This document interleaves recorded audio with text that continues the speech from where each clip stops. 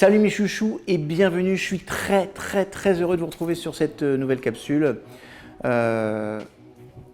Recevez d'abord toute ma gratitude, les échanges, les partages, le développement de la chaîne toujours aussi grandiloquent. Et surtout en fait, vous êtes venus nombreux me rejoindre sur l'Instagram. Je vous prévois des petites pépites pour cet été là, donc vraiment inscrivez-vous sur l'Instagram. C'est un support qui est différent. Ici, on est vraiment sur quelque chose qui est plutôt académique, où je transmets des connaissances.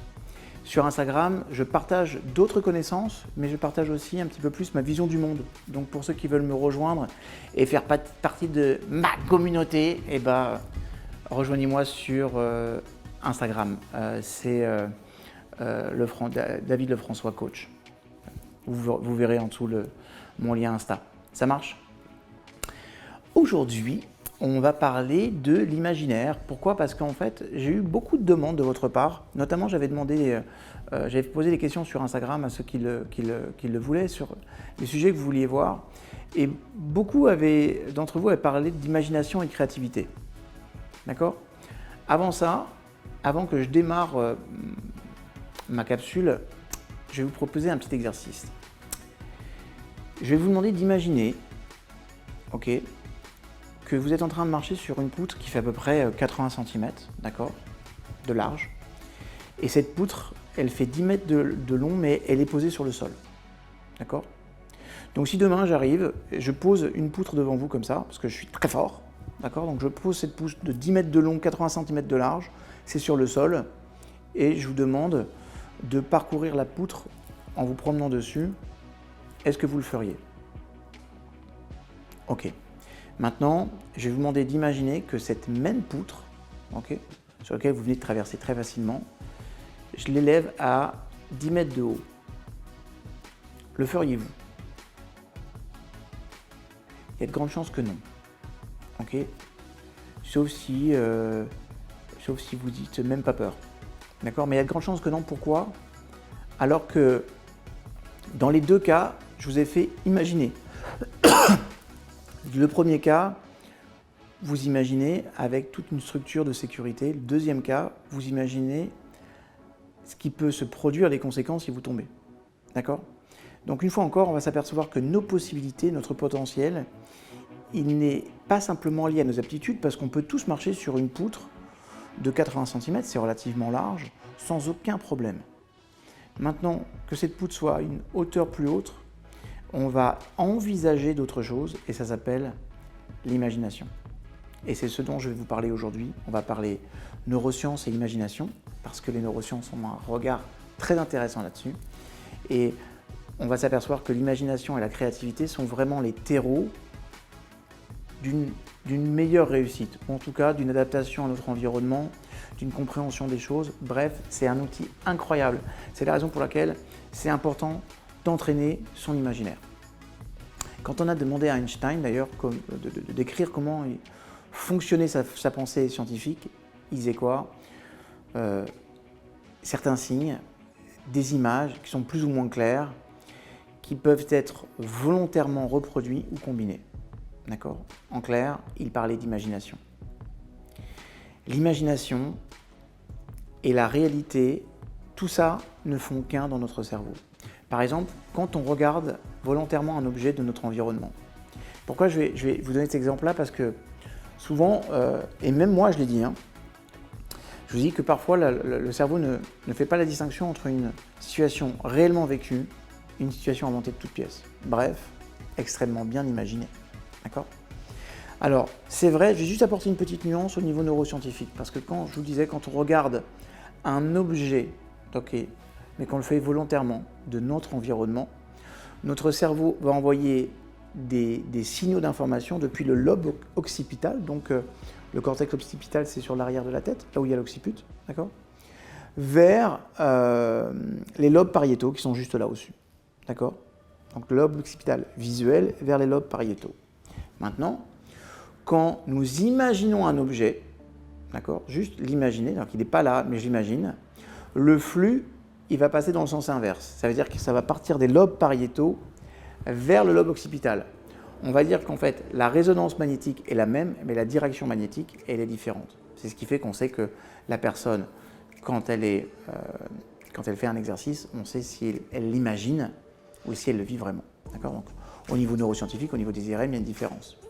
D'ailleurs, il y a des scientifiques de l'université de Dartmouth ont réalisé des IRM sur des cerveaux de personnes qui étaient volontaires pour faire un exercice mental.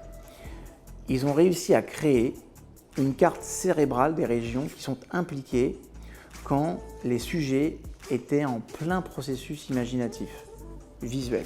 D'accord ? Ça, c'est important parce que c'est le plus facile à repérer et c'est aussi le plus important. Okay ? Vous savez, cette question, je pense qu'elle a hanté la plupart des scientifiques et des philosophes depuis des siècles. Qu'est-ce qui rend le cerveau humain différent de celui des animaux? Qu'est-ce qui nous sépare d'eux finalement? Comment expliquer le mécanisme de l'imagination? Parce qu'il y a une chose qui est très importante, c'est cette imagination. Bien que je sois intimement persuadé qu'une grande part des animaux ait une capacité à imaginer elle aussi. Mais la complexité d'imagination et le pouvoir d'imagination n'est pas aussi puissant que celui de l'être humain, en tout cas, compte tenu de ce qu'on observe des modes opératoires et des observations, des tests cliniques. D'accord ? Et puis surtout, ce qu'on peut se poser aussi, c'est comment expliquer que l'homme puisse créer des œuvres d'art, inventer des outils, inventer des théories scientifiques. Donc selon ces chercheurs de cette université de Dartmouth, la réponse se trouverait dans ce qu'on appelle l'espace de travail du cerveau. En fait, c'est un réseau de plusieurs régions qui sont connectées entre elles. Ça veut dire quoi? On pourrait appliquer cette description au principe de l'imagination. En clair, le principe de l'imagination, c'est quoi? C'est utiliser des concepts connus, on va les retravailler pour en faire quelque chose de nouveau. Utiliser quelque chose de connu, on va les retravailler pour en faire quelque chose de nouveau. Par exemple, un jour, des fabricants de patins à roulettes dont le marché était en déclin total ont décidé d'apporter une réponse à l'époque à des personnes qui pouvaient avoir besoin de patiner toute l'année, notamment les hockeyeurs. Sauf que, à part dans les pays où il fait grand froid comme le Canada ou la Finlande, c'est difficile d'avoir, en tout cas c'était difficile d'avoir des endroits où on pouvait avoir de la glace toute l'année. Par exemple, quand j'étais petit, je vivais à côté de Rouen, on adorait la patinoire, mais on y allait pendant une certaine période de l'année parce que quand il faisait trop chaud, il fermait la partie noire en été. D'accord ? Donc c'était à Rouen, ça se passait à Rouen, sur l'île La Croix, pour ceux qui connaissent ce lieu-là, où j'ai passé pas mal de temps à patiner. Je ne vous dirai pas ce que je mets derrière ce mot patiner, parce que c'est aussi là-bas qu'on allait draguer les filles. Mais une fois encore, c'est très important de comprendre qu'un jour, il y a des personnes qui se sont dit, tiens, et si on prenait des patins à glace et qu'on leur apportait des roulettes, mais pour qu'ils aient la même sensation, on mettait ces roulettes sur la même ligne. Et ils ont créé les rollers. Un jour, il y a un homme qui s'appelle Steve Jobs qui a observé, ce qu'avait fait déjà Ericsson pour être clair, que quand on mariait le téléphone avec des applications comme l'emploi du temps, comme les vidéos ou des choses comme ça, eh bien, ça donnait un outil qui était le tout en un. C'est-à-dire qu'on est passé du multimédia à quelque part l'unimédia, c'est-à-dire un média qui réunit tout. Donc ça, ce sont des actes créatifs, utiliser des concepts connus et les retravailler pour en faire quelque chose de nouveau. À partir de là, les scientifiques ont mené une nouvelle étude pour percer les secrets de l'imagination. Et donc, il y a des analyses sous IRM qui ont été commises. Et au cours de ces travaux, les chercheurs ont mené des examens IRM sur les cerveaux de 16 patients. Alors vous allez me dire, c'est pas beaucoup, mais quand on sait ce que ça représente un travail sous IRM, sachez, c'est énorme. D'accord ? C'est-à-dire que la qualité des informations qui sont données. Alors, ça me fait toujours rire parce que vous savez, par exemple, quand vous regardez par exemple L'Oréal, qui vous présente son premier produit, ou Garnier qui vous disent voilà, testez le produit cliniquement testé. Si vous regardez en tout petit, parfois c'est marqué testé sur 57 personnes. D'accord ? Mais on teste de la crème et le panel de ces personnes sont des panels qui sont invités par L'Oréal, donc ils n'ont pas trop tendance à dire de mauvaises choses sur elle. Quand on parle de travail en IRM sur 16 patients, je peux vous garantir qu'au niveau recherche scientifique, c'est énormissime. Okay, en tout cas, donc, ils ont pris ces 16 patients, ils les ont mis sous IRM en faisant des exercices mentaux. Pendant ce temps-là, ils ont demandé aux volontaires d'effectuer des exercices spécifiques qui consistaient à analyser des images et à les recomposer mentalement, soit en les déstructurant, soit pour en assembler de nouvelles. D'accord ? Donc l'IRM, il a permis de cartographier quelles zones du cerveau étaient activées par cet exercice. Okay ? Moi, j'avais rencontré une des personnes qui avait mené ses études dans un colloque et il expliquait qu'il disait que nos résultats, en fait, nous rapprochent de la compréhension de l'organisation du cerveau et comment il nous sépare des autres espèces. Parce qu'il disait que tous ces tests-là nous ont fourni un terrain intellectuel aussi riche pour pouvoir penser librement et de façon créative. D'accord ? Et c'est un monsieur qui s'appelle Schlegel. Je crois que c'était Steve Schlegel, mais je ne me rappelle plus. En tout cas, c'est un Schlegel. Le Schlegel, ça m'a rappelé parce que Schlegel, tout le monde a porté un nom déjà comme ça, c'est difficile, t'as intérêt d'être un grand scientifique. En tout cas, ça exprime quoi ? Comprendre ces différences nous donnera des indices sur l'origine de la créativité humaine et ça va nous permettre en fait de recréer des schémas chez les machines. C'est aussi pour ça qu'il y a beaucoup de recherches aujourd'hui sur les êtres humains parce que ça permet d'enrichir l'IA, l'intelligence artificielle. D'accord ? Ça veut dire quoi quand on parle d'un réseau de régions connectées ? La théorie de l'espace du travail mental, c'est pas nouveau en neurosciences. Mais par contre, c'était très difficile à prouver. Donc l'équipe s'est intéressée, l'équipe de Dartmouth s'est intéressée à l'imagination, mais en se penchant sur la dimension visuelle de l'imagination. Okay ? Parce que ça requiert de l'imagination pour créer une image qui va être totalement nouvelle. Et donc, ça demande aussi une activité cérébrale extrêmement puissante. Ça demande beaucoup à notre cerveau. Et en tout cas, leurs résultats ont permis de mettre en évidence 11 régions qui sont impliquées dans ce processus.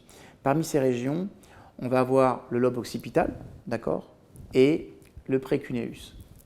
Le lobe occipital va héberger la plus grande partie du cortex visuel et ça permet le traitement de l'information qui arrive par nos yeux. Mais en plus de cette fonction, en fait, on va s'apercevoir que le lobe occipital joue également un rôle dans la création des images mentales. Et ça, c'est extrêmement important parce que ça veut dire que au-delà du traitement de l'information visuelle, le lobe occipital, ce n'est pas simplement une usine de traitement de ce que l'on voit, c'est aussi une usine de fabrication de ce que l'on veut. Alors, je répète parce que c'est très important. Le lobe occipital, ce n'est pas une usine de traitement de ce que l'on voit, qui interprète ce que l'on voit, mais également une usine de fabrication de ce que l'on veut. C'est-à-dire que la fonction imaginaire, elle prend aussi racine dans le lobe occipital, c'est-à-dire derrière. Le précuneus, c'est quoi ? Lui, c'est une région qui sert, entre autres, à la représentation spatiale de l'environnement et, par exemple, à calculer à l'avance nos mouvements. Okay ? C'est-à-dire que je vois un obstacle, je vais devoir l'éviter, c'est le précuneus qui va être mis en place. Okay ? Le précuneus, en fait, dans le cerveau, c'est une des régions les plus connectées de notre cerveau. C'est vachement intéressant parce que ça veut dire que c'est lui qui est en vigilance permanente, forcément.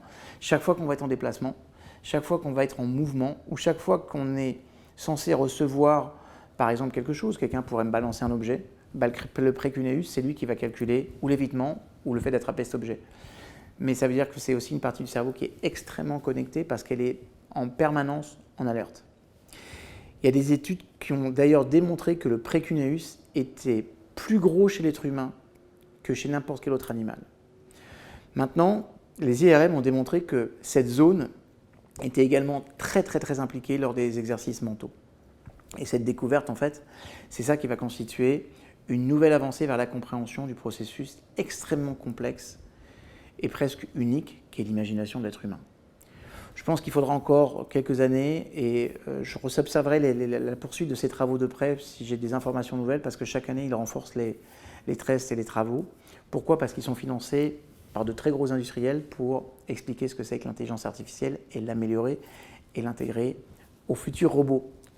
Donc je ne sais pas si au niveau éthique c'est top, mais en tout cas ça fait avancer la science et ça me permet moi de partager beaucoup d'informations avec vous. En tout cas, le but c'est qu'à terme on puisse de plus en plus préciser le rôle qui va être joué par chacune de ces structures. Maintenant qu'on a vu ça, vous allez me dire, David, qu'est-ce que j'en fais? Donc, ce que vous devez savoir, c'est que le recours à l'imagination, elle n'est pas réservée à certaines activités spécifiques comme la création artistique, par exemple. Tous les jours, on sollicite notre imagination pour évaluer les possibilités qui nous sont offertes. C'est-à-dire que l'imagination, c'est une véritable machine à voyager dans le temps. Et grâce à elle, on va pouvoir se transporter dans le futur ou retourner dans le passé. En clair, l'imagination nous mène partout. Mais quand je suis en train de vous dire ça, j'espère que vous percevez ce qu'il y a derrière. L'imagination, elle nous transporte dans le futur ou elle nous transporte dans le passé. Dans le passé à travers ce qu'on a fait, dans le futur à travers ce qu'on veut réaliser.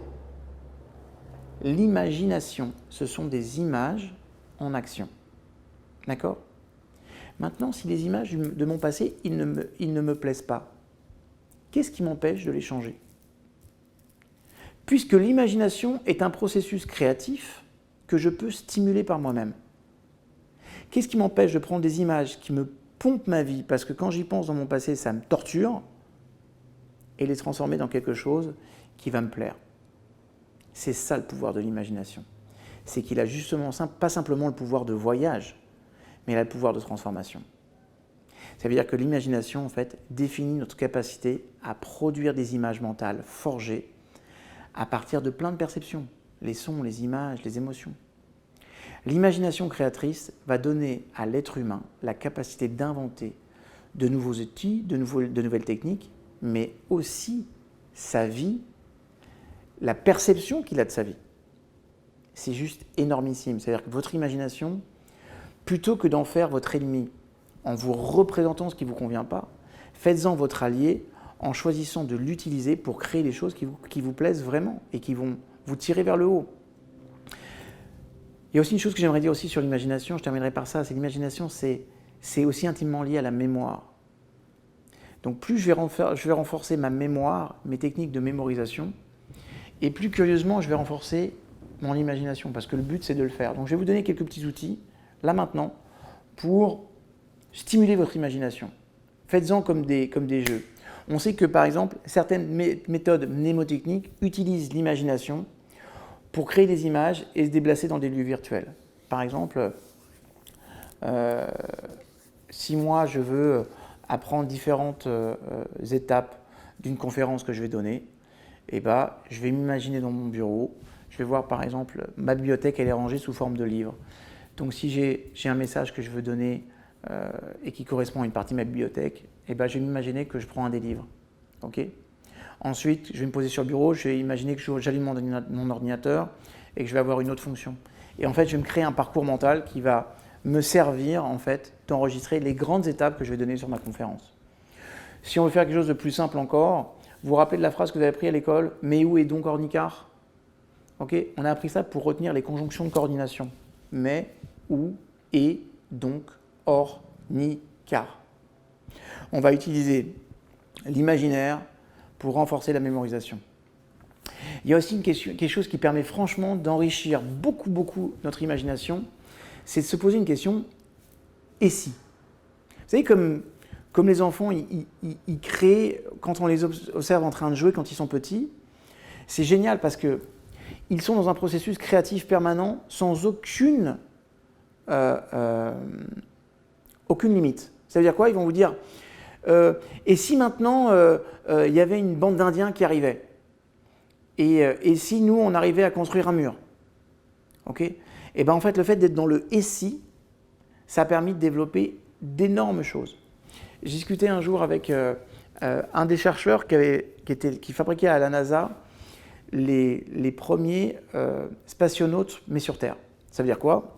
Et vous avez vu ces hommes qui sont dans l'espèce ils sont assis, ils ont derrière eux une box, une boîte, ils ont 2 systèmes dans les mains, et ça envoie des jets, et ils peuvent voler. Ils arrivent aujourd'hui à voler sur plus de 25 ou 30 km, à plus de 70 km/h. Et chaque année, les performances augmentent. Et bien ça, en fait, à l'époque, quand les gens de la NASA ont travaillé, ils se sont dit, créons des ailes. Créons des ailes. Et il y en a un qui a dit, et si on pouvait transporter ça dans un sac à dos? Et si on mettait ça dans un sac à dos? Le sac à dos, ça s'est transformé en sac et ils se sont dit, mais et si on se passait des ailes? Et si on n'utilisait que la propulsion? Ah bah ça veut dire que si on se passait des ailes, il faudrait que la propulsion puisse être commandée. Et si, et si, et si. D'accord? Donc régulièrement, posez-vous la question, et si c'était possible? Et si j'avais pas de limite, je ferais comment? Et si j'étais plus confiant en moi, ça donnerait quoi? Et si je n'avais aucune peur, ça donnerait quoi? Et si, et si. Et là, vous allez faire travailler votre imagination pour vous. Ok, mes chouchous? Rappelez-vous, pour développer votre imagination, vous pouvez vous poser aussi fréquemment une question. Et si? Et si la Terre ne tournait pas? Et si les voitures volaient? Et si, et si, et si? Le but de cette simple question, c'est d'explorer le champ des possibles. D'ailleurs, vous pouvez recourir à l'imagination dans votre quotidien, mais à tout moment. Et si c'était possible? Et si je devenais plus doué en cuisine, par exemple? D'accord? Tenez, est-ce qu'il vous arrive parfois de faire quelque chose de pénible? D'accord? Quand il vous arrive quelque chose de pénible, souvent vous pratiquez ce qu'on appelle la distanciation. Vous imaginez que cette chose pénible, elle est arrivée à quelqu'un d'autre, par exemple. D'accord? Donc ça, c'est un acte d'imagination. Et si c'était arrivé à quelqu'un d'autre? D'accord? C'est là, à ce moment-là, que quand vous êtes en distanciation, vous n'êtes plus en contact avec l'émotion, vous allez pouvoir échafauder de nouveaux scénarios possibles, de nouveaux plans, le but étant de pouvoir résoudre le problème. Maintenant, pour tirer vraiment parti de votre imagination, vous devez quitter le domaine du rêve et derrière, mettre en place un plan d'action pour transformer vos rêves en réalité. Le « et si » c'est sympa, mais derrière, entrer dans quelque chose de concret. Sinon, vous allez ce qu'on appelle être dans la pensée abstraite. Le but de l'imagination, c'est de vous faire redescendre dans le réel ces images. D'accord? Sinon, ça restera un souhait, ça restera une pensée abstraite. Lorsque, par exemple, je vous donne une autre technique. Quand vous lisez un bouquin, par exemple, vous pouvez prendre, par exemple, l'habitude de ressentir le texte. Si l'auteur, il va parler de la chaleur du soleil, essayez de sentir cette chaleur sur votre visage. D'accord? À chaque fois, faites un effort d'imagination. Vous pouvez faire exactement la même chose quand vous regardez un film, par exemple. Tiens, vous voyez un acteur, il est là en bord de mer, on voit la brise sur son visage, essayez de ressentir la brise. D'accord? Deux dernières choses. Le mind mapping. Le mind mapping, c'est énorme parce que ça offre la possibilité de développer également votre imagination beaucoup plus importante. Okay? Pourquoi? Parce qu'en fait, le mind mapping, vous savez, faire des schémas heuristiques, utilise le langage des images pour exprimer votre pensée. Et on s'est rendu compte qu'au niveau, en termes de tests sous IRM, ça a suractivé notamment les deux régions dont je vous parlais tout à l'heure, le lobe visuel occipital et le précuneus. Le mind mapping, c'est une méthode visuelle pour organiser des idées. Ça a été conceptualisé dans les années 70 par un psychologue anglais qui s'appelle Tony Buzan. Et ce qu'on appelle la carte mentale va lier le sens logique et l'imagination pour obtenir un tout. Essayez également plein de nouvelles choses. Chaque fois que vous le pouvez, essayez par exemple de nouveaux plats, de nouvelles saveurs, de nouvelles sorties, de nouveaux types de films, de nouvelles musiques. Moi, par exemple, j'adore aujourd'hui, on vit dans un monde qui est génial avec Spotify ou iTunes Music, ou peu importe celui que vous pouvez utiliser, ou même gratuitement sur YouTube, on peut avoir accès à des nouvelles sonorités qui sont juste géniales parce que ça favorise notre imagination. Puis enfin, il y a aussi quelque chose qui marche pas mal, en tout cas dans les tests en neurosciences sont prouvés, ce sont les mandalas pour adultes. Les mandalas pour adultes, il y en a plein aujourd'hui, on peut en télécharger sur Internet. Si vous allez dans les magasins, dans les grands magasins comme la Fnac, on vend de plus en plus de mandalas pour adultes. C'est du coloriage, mais ça favorise beaucoup le travail et le renforcement du précuneus. Donc, ça aide. Allez. Petit coaching et vous partez avec ça, d'accord? Maintenant, vous savez tout ce que je vous ai dit là. Juste, je vous pose une question. Sur quoi vous allez travailler concrètement pour renforcer votre imagination? Qu'est-ce que vous allez tout de suite utiliser? Quelle action vous allez entreprendre maintenant que vous savez tout ça? D'accord? Rappelez-vous, mes chouchous, l'imagination, c'est la clé de votre créativité. Mettez dans les commentaires ce que vous avez retiré de cette capsule, si vous avez aimé ou pas. Si vous n'avez pas aimé, ne m'insultez pas. Non, je dis ça, mais sur YouTube, alors Facebook c'est autre chose, mais sur YouTube, vous ne m'insultez jamais, c'est pour ça que je vous aime. Et c'est pour ça que je vous en donnerai encore plus. Je vous rappelle que si vous n'êtes pas encore inscrit sur davidlefrançois.com, faites-le parce que je vous réserve de belles surprises très prochainement. Il y a un bouquin à télécharger, il y a des choses qui sont vraiment intéressantes. Autre chose également, allez sur Instagram, comme ça on va pouvoir se retrouver, je vais vous poser des petites questions et très prochainement, je vais vous réserver une toute petite surprise mes chouchous, à savoir qu'une fois par mois j'organiserai un live, oui un live sur ma chaîne YouTube pour spécifiquement répondre à vos questions que vous m'enverrez à l'avance. C'est pas super ça? Bon, si vous aimez cette idée-là aussi, mettez-le dans le commentaire, ça m'intéresse vraiment. Je vous aime. À très bientôt. Likez, partagez, puis aimez-vous. Voilà. À bientôt.